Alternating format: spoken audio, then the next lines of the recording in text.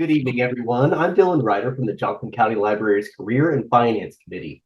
Thank you for joining us for the second program in our Careers Begin Here series. Tonight's presenter is Cameron Rathmell from Flint Hills Job Corps.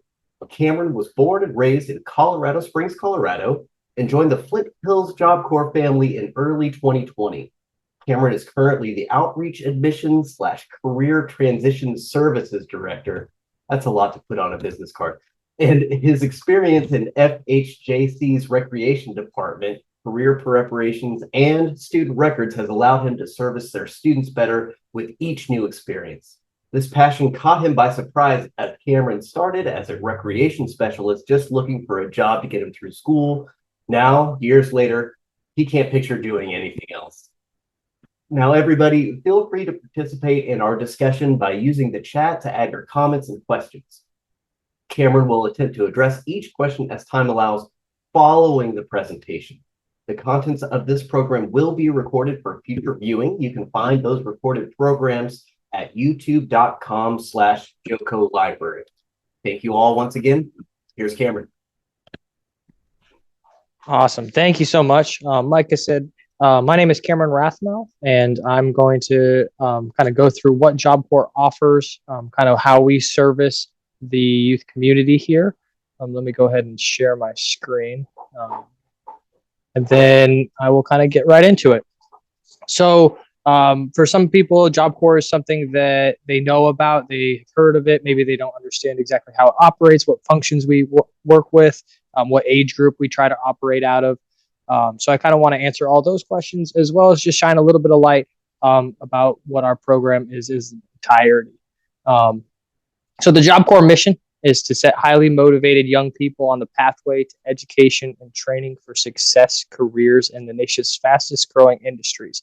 What this kind of means for us is that we are looking at the local labor market, and we're looking for jobs that with only some experience and maybe a certifications like CNA or welding, commercials, driver's license positions, these jobs that we can use our vocational trade that we have at Job Corps to get them something that they can really truly become independent with afterwards. So we're really looking for educating our students we offer high school and GED equivalent or high school equivalent programs. And then we also do the vocational trade piece. So we're looking to take students from wherever they've come from in the age range of 16 to 24, and get them hopefully to that independent point in their life where they have a career that they can pay their bills, good transportation, cars.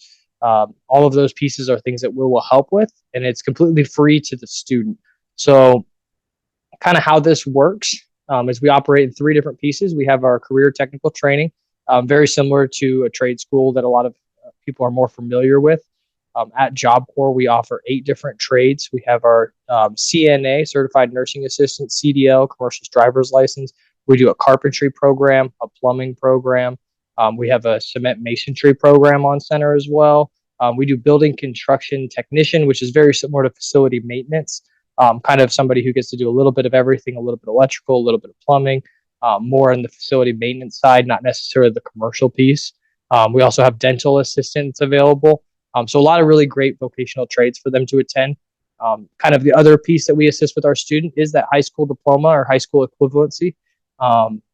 Students are able to transfer in from wherever they're at in their high school career, whether it's been a year off or they're from, kind of the virtual learning, trying to play catch up, kind of those pieces. We do offer the high school diploma and GED program.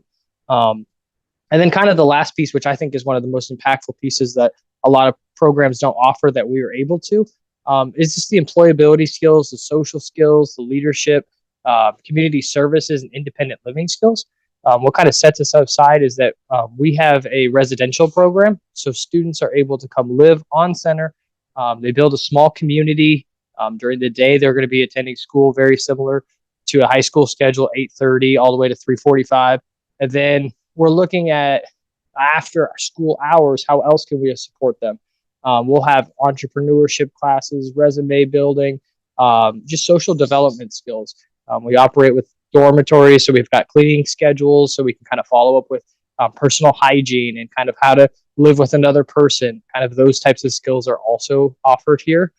Definitely a unique piece to our program compared to other programs that offer similar trade and academic criteria. Some of the unique things that we have as well are the student benefits. So you are technically employed by us when you are a student. So you get a $45 stipend biweekly. This is to help support, which is kind of cost as you go. We highly encourage students to save this up as you're going through the program, because for the student, this program is completely free. So the residential piece is covered. We provide all the meals. Your training is free. Any sort of materials that you'll need in order to be successful in the school or in your trade will be provided for you. So those are all going to be free things. So you virtually should be able to save this biweekly pay to help you with the transition. When you do get your credentials, you do get your high school diploma, when you're moving into that job. We all know about the cost of kind of starting brand new, like getting reliable transportation, down payments on apartment buildings. Kind of this piece to it is something that we encourage our students to kind of save. We also do all of the supplies. So anything that you'll need in order to be successful in the classroom. For example, during COVID, we were able to provide all of our students with Chromebooks and hotspots. So regardless of where they were at, in order to be safe for the COVID guidelines, they were able to attend their classes virtually and kind of make as much progress as possible in that field. We are a uniform center. So during academic hours, you're required to wear your academic uniform. We have trade dependent uniforms. So for example, our CNA, our Certified Nursing Assistant program, they wear scrubs as opposed to our maybe cement masonry. They're in jeans and steel toe boots. So during trade hours and academic hours, you're required to be in uniform. However, after school hours, they're able to kind of wear their common day clothes. So that's kind of one of the things that we look forward to, is being able to provide the student with, the right tools to be successful. And that even goes as far as, the uniform, the steel toe boots for kind of our hard hat trades. When you complete a trade at Job Corps, we'll even provide you with a small tool bag of necessary tools to be successful in your job field. A lot of these vocational trades, they'll require that you'll be able to provide your own tools, especially for starter jobs. So we try to provide those tools for them as well, even after they leave the program. One of the biggest things that we also have to help with that transition that I spoke of earlier is the transition pay. So if a student comes in, only thing they were to do is get their trade. So you've already completed your high school program. You don't know what next steps are. Maybe community college or college isn't looking like the right move for you. You can come to Job Corps and complete just your trade. And then you'll receive $500 for completing that trade. This is just to kind of help with that transition, a great start to a down payment on an apartment, or maybe the first piece to kind of saving up for a car. And then we also have a trade and high school equivalency completer. So a student who maybe has a couple more high school classes to get, and then is also going to go through our trade program. If you complete both of those programs at Job Corps, we'll give you $1,200 to kind of support that trade, that transition into the real regular world. So kind of the next thing we offer are our medical services. Our medical services, very similar to kind of maintenance and upkeep, things that kind of daily aches and pains, over-the-counter medications will all be available for students. We do monitor how much and kind of when we're giving those out. Those will be available 24/7 from a residential advisor from them. We also have nurses on center, so they'll always have access to nurses. Anything that were to kind of emergencies, we always kind of reference those out to the hospitals, and we go down that pathway. But we do offer basic care for all of our students upon arrival. They'll be getting dental x-rays to see what we need to do for anything dental. So kind of just the maintenance and upkeep as far as medical services go.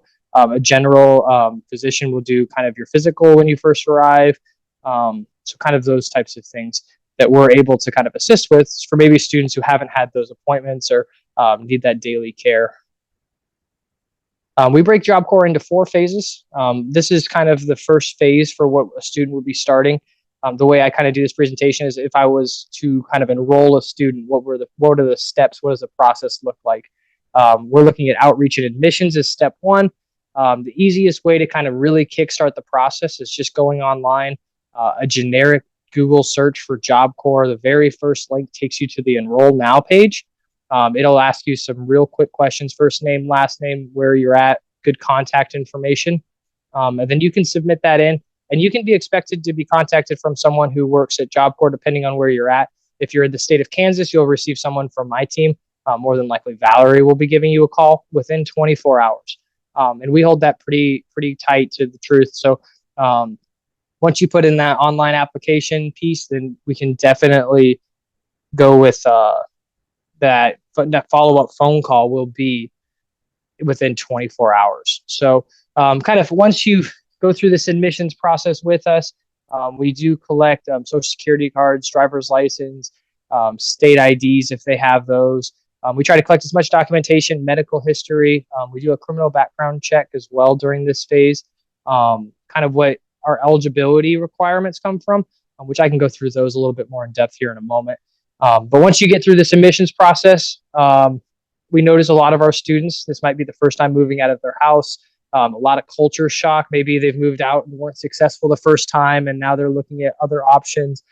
So this can be a really big culture shock for our students. So we try to provide a smooth transition into the program through our career preparation period.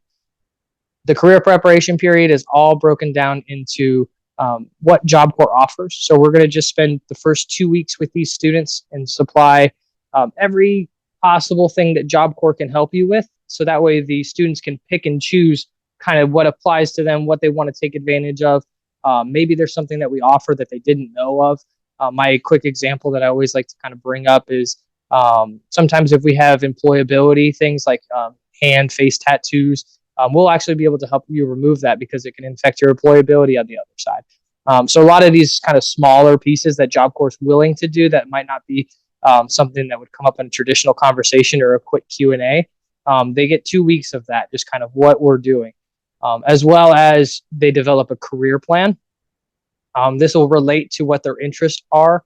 So if they're there for their high school diploma and they want to go into carpentry, well, let's build a career plan using that carpentry trade that we're going to get here at Job Corps. So during that career preparation period, we're really working towards, making a plan with what we're going to do with Job Corps, but also spending some time just to get acquainted to kind of managerial staff at Job Corps, kind of what everybody does. You'll be roomed with, so your roommate will be a student who's been in the program for a long time, a good role model, kind of a student leader to show you around. So it's all to help with that transition into the program. If I remember correctly, should be. Yeah, so here's kind of what that class fully entails. The MyPace program is a career, it's my pathway to achieving career excellence. And it's just the career development piece. What do we want to do? Where are our goals? How are we going to use these trades? It doesn't do us much good to go spend 2 years and we get our cement masonry certifications and then we go work at McDonald's because that's comfort, right? We want to break out of those shells with our students and get them those career positions. And this kind of puts them in that mindset of what we're here at Job Corps to do. And that's to kind of get to the next step and really hopefully get all the way to independence. So these are kind of the first 2 weeks with a student. The career preparation period is the first 90 days total. But during that first 2 weeks, we want to see kind of some decisions and we want to see that student kind of knowing which trade they want to get into. If they go down a trade path and it's not for them, they are able to kind of try them all out for week 3. You get to spend a little bit of time in all the trades. So if we have somebody who maybe doesn't know exactly what they want to do, they'll still have the opportunity to explore. But we want to build that career plan right away. So once we kind of get that career plan built, it's off to the kind of the beginning of the program where you get to jump in to your high school equivalency, if your trade, anything along those lines, the driver's license that you might need. You kind of start making progress towards those. Our school schedule is a little bit different than a traditional school schedule. So if you're doing trade in high school, the week 1, you're going to get to spend in your trade. You're going to be fully focused on maybe you're doing your carpentry trade and you're making sawhorses. That's one of the first things that they'll make in the carpentry trade is just hammer and nails, hand sawing, and you're going to make a sawhorse. And then the next week, you're going to actually resume with your high school, and you're going to start working on getting some of those high school credits. So this is kind of breaks up the sitting in a classroom and kind of focusing on just your schoolwork. You get the hands-on training to kind of take 1 week there, 1 week here. Vice versa. I know this learning strategy isn't the best for all students. Some students really need, I need to really focus on my math. This is what I want to get done. We're able to make accommodations with those types of things as we work with students, but the generic schedule is alternating weeks between trade and high school. We do offer the driver's license as well. So if a student has a learner's permit, wants to give that up to a driver's license, that's something they can do at our program. So this is kind of a list of the trades. I've gone through most of them already. This is an estimated time about how long each trade will take. So for our certified nursing assistants, you're looking at a range of 6 months. Some of our students might be able to come in. Maybe they've already completed high school, so then they're in trade every single week. Maybe they have maybe they've done a little bit of CNA in the past, or they're familiar with it. They really know their stuff. Well, they're looking at that time frame because of the clinical hours. We have to get those clinical hours to get that kind of certification at the end. So why are some of these a lot longer than others? Carpentry, plumbing, building construction technicians, those are a little bit longer programs. However, these are the hard hat trades. There's a lot more hands-on learning, and they have the required hours very similar to a clinicals that a CNA would have. So you have to learn all those basic skills, and then you're able to join in those clinicals.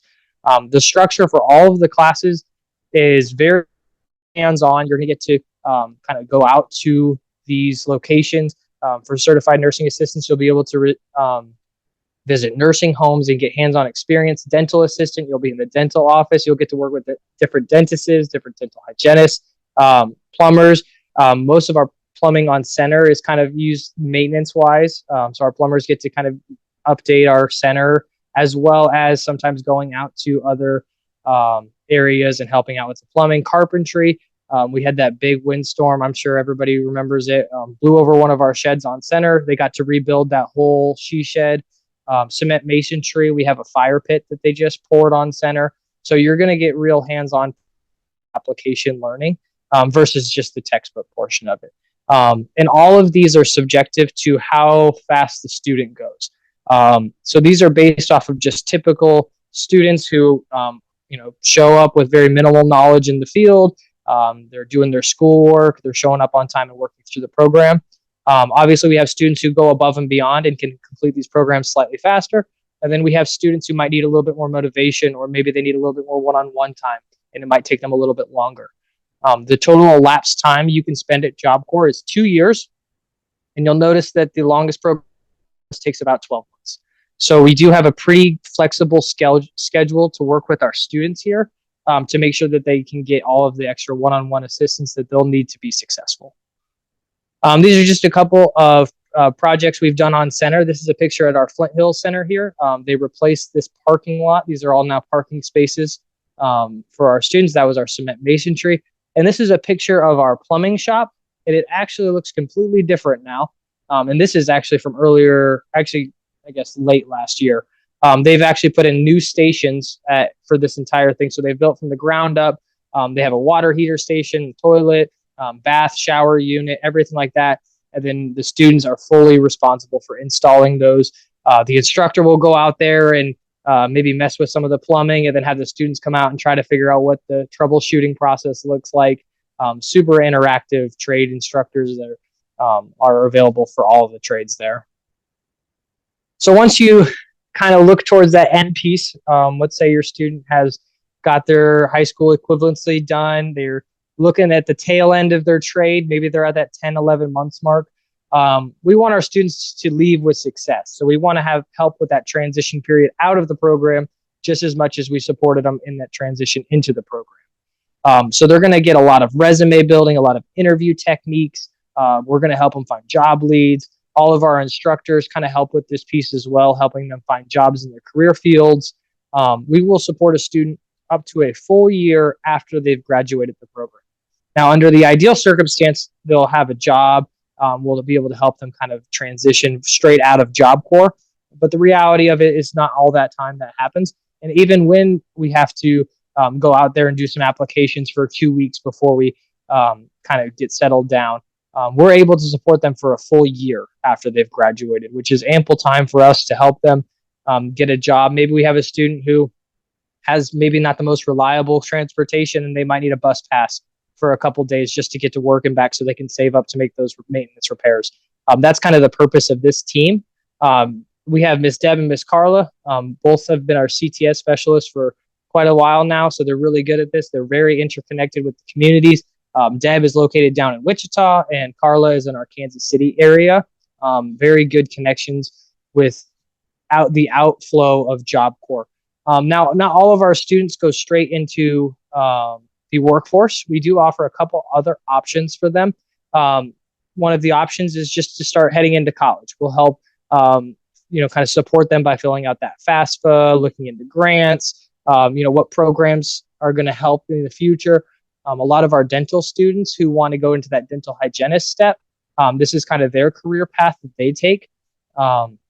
We also offer the military for quite a few of our students as well. Another great career path, especially after you've got some of this vocational training, that can kind of help direct your career when you get into the military piece of it. And then we also do advanced training. This is an inclusive program in Job Corps where you can further your credentials and further your training at the hope of getting a better job placement at the end. The advanced training program is something that you need a recommendation from your instructor. So we always tell our students ahead of time, this is the time to be on time. It's very respectful. You really want that recommendation from your instructor to get into this advanced training. One of an example of what advanced trainings we offer, our plumbing students can go into something like HVAC. So higher wage jobs that need a little bit more training. And when you get into advanced training, you're allotted a whole extra year. So obviously it takes a little bit longer to get to that HVAC. You'll actually be able to apply for advanced training, and then you'll have a full extra year to help complete that program if you're accepted into the advanced training.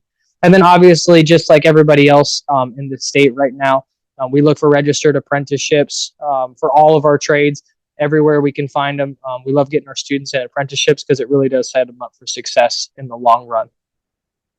The other thing we always try to be as transparent about as possible is just the expectations of the program. We are a alcohol and drug free center.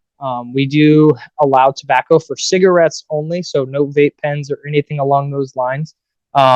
If you have a prospective student who might not be able to pass a drug test, they get 2 tries. Upon arrival, they will be tested, and then if that test is positive, there's a 40-ish day window. It's a random drug screening after 40 days. If they test positive again, they will be removed from our program.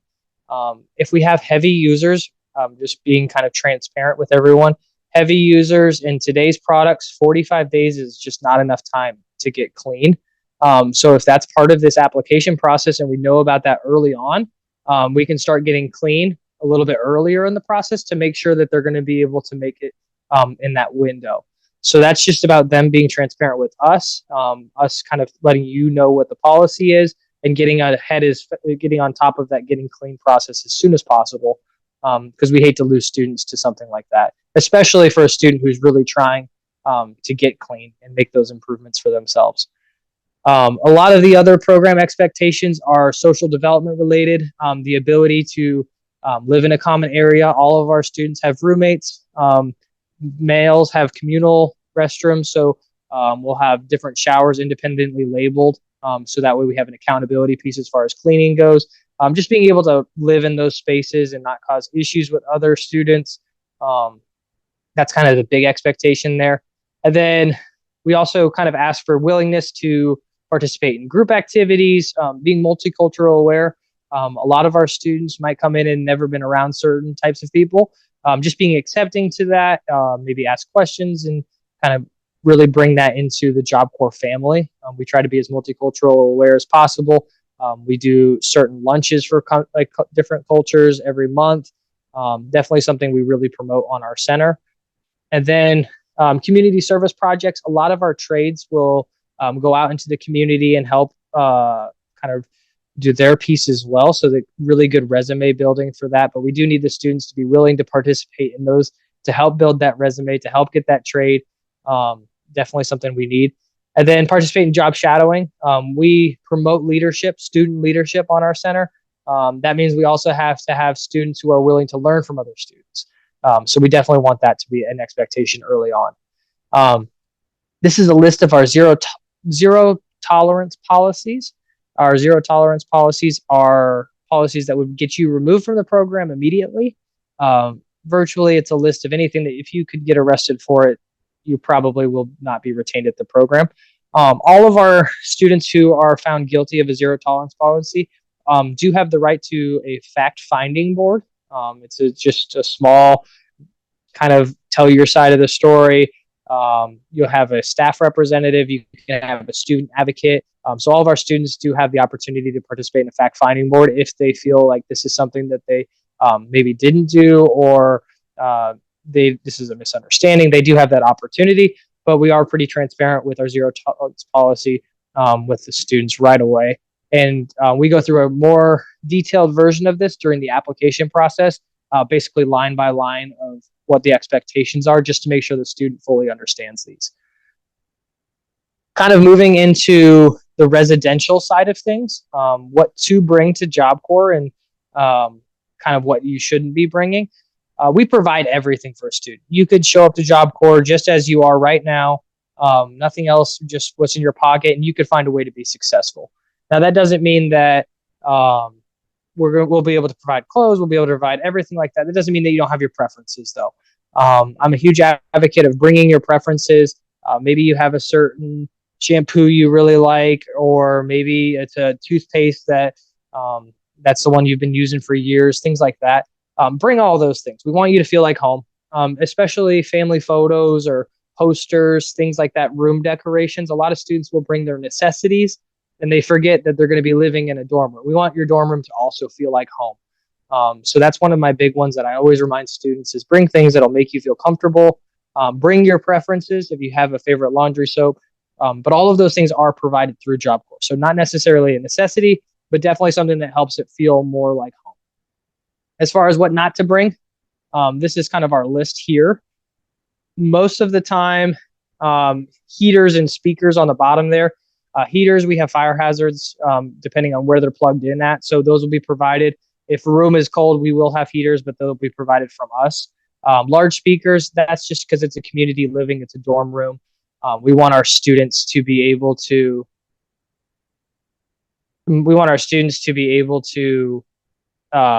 operate. We don't need to blasting music at 2 a.m.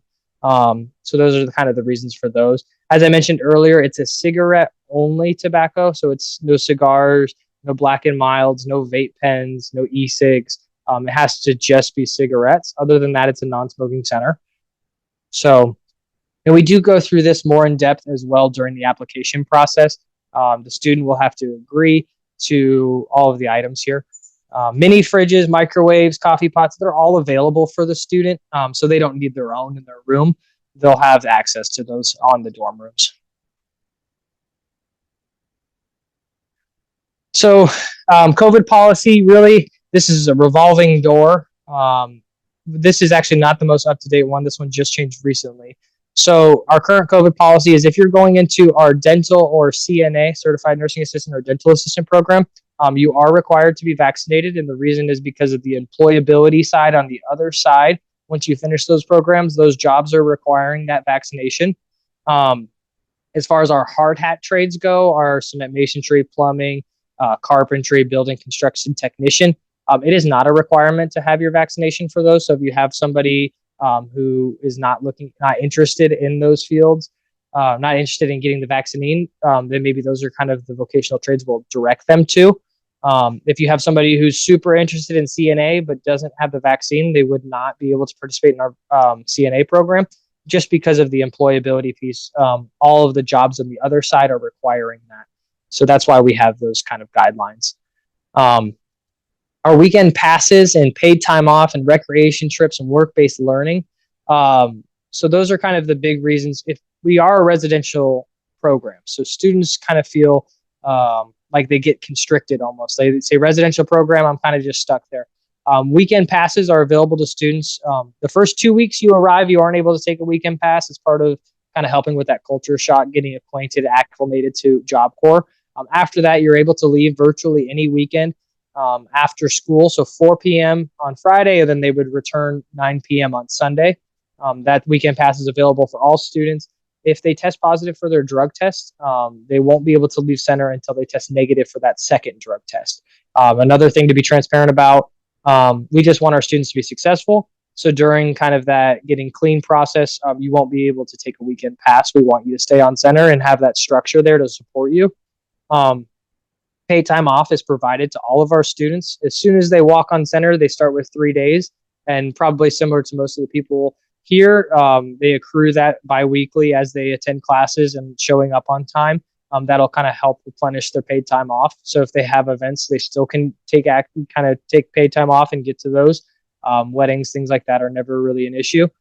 Recreation trips, our rec program is phenomenal. They do things like bowling, they do paintball, they're ice skating because we're located out here in Manhattan. They'll go to K-State basketball games sometimes.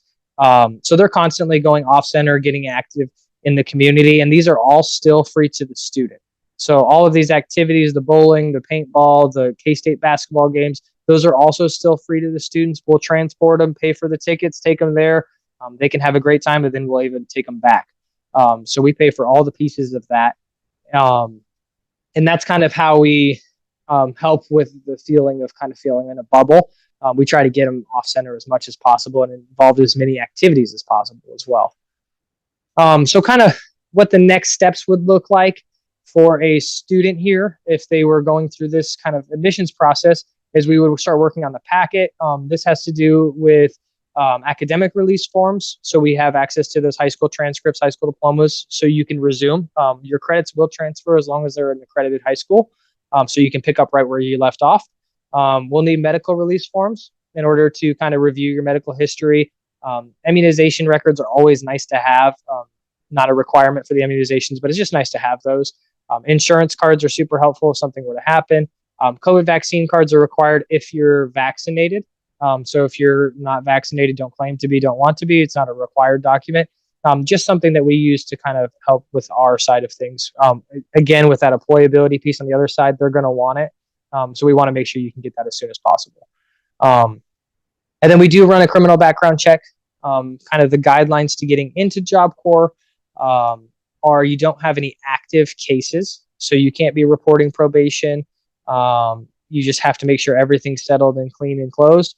And then you're pretty much good to go. A felony does not necessarily restrict you from coming as long as it is completely resolved. If you're reporting in any way, we've had students in the past who are supposed to email their PO or those types of pieces. That's reporting. It does not make you eligible. You will be eligible when you are off, though. So just because you reported 2 years ago, but you're not now, well, now you're eligible.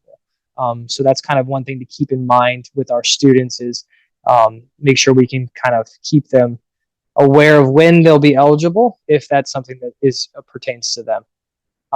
Obviously, we have all of our documents are protected through the Privacy Act. That's why we get our release forms during the application process is when we'll kind of go through this more thoroughly with the student. The next thing is kind of how long does it take to, if I wanted to get admitted and I started the process today, our educated guess is it can take about 2 months. But in all reality, it really comes down to the student, how fast they're able to bring us their documents. The longest part of our enrollment process is the background check, and it takes about 10 days. So if you turn in all of your documents, you're responsive, even if you miss a few, as long as you can get us those documents in that 10 days, there's no real reason that we would be looking at over 14 days for these. The reality of it is sometimes records release forms for academics, sometimes medical release records, they can take a little bit longer than that. So that's why we come out with this 2 month.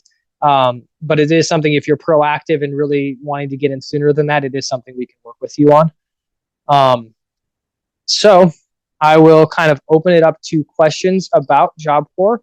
And if anybody has anything from there, I'd love to answer those. Fantastic. Well, thank you, Cameron. That was a whole lot of information on a program that I think many people don't know a whole lot about. Plus, we got a bonus kitty. So, yeah, we're definitely in the black here. We do have a few questions here. So I'm going to go ahead and just hop right into it. One thing I was struck by here, and I'm sure you get this question a lot, given how much FHJC invests in all its participants, how can this program possibly be free for the student? Yeah, so our program is partnered with the Department of Labor, so that's kind of where our eligibility criteria comes in. Is we're helping kind of the at-risk students. So we have an income eligibility piece to this that helps students get in, and because of those eligibility requirements, it is tax funded, and we kind of go through that pathway. So that's where all the funding comes from. As far as the income eligibility pieces, it's very similar to the poverty line for an independent. Any sort of free and reduced lunch, food stamps of any type. Those are instant qualifiers. Disabilities can kind of be one that we can look into as well to help a student get in. So kind of having those income eligibility pieces allows us to be funded via your tax dollars. So thank you. Sure. Now, I'm pretty sure I know the answer to this question, but I'm going to go ahead and ask it anyway. Since this is a residential program, how do you handle students who wish to continue the program but want to go home? Yeah, so we have this quite often, especially with newer students. Culture shock. You get there, maybe this is the first time leaving home. So we really do support our students in the first 2 weeks by providing them with a student who's a student leader in the program, kind of having somebody there, kind of take them under their wing, show them around.